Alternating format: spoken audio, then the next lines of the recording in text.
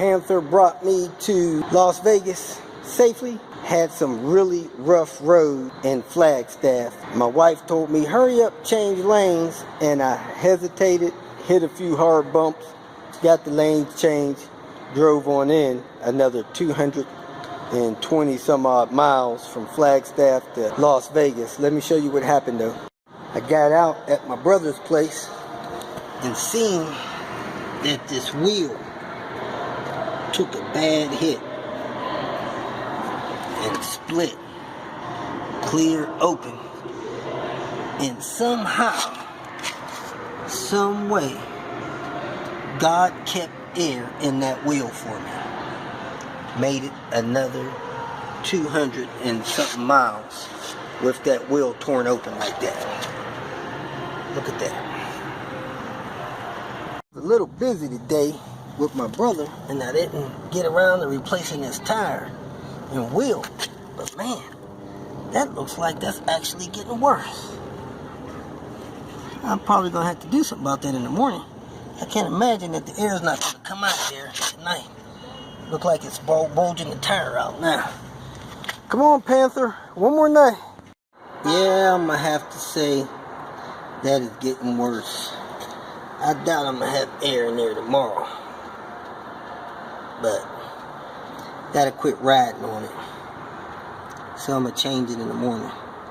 Kicking off today, gonna change my tire to my spare because it looks like this aluminum is coming more and more apart on this wheel.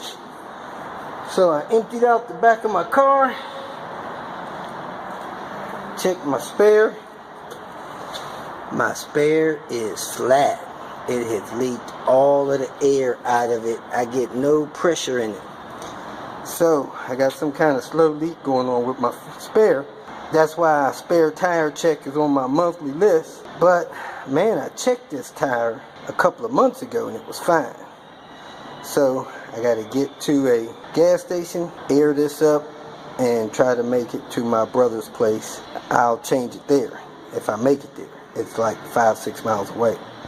Surprise, surprise. So I'm going to tell my GPS to go to my brother-in-law's house with no interstate travel. I don't want to add any speed and heat to this situation.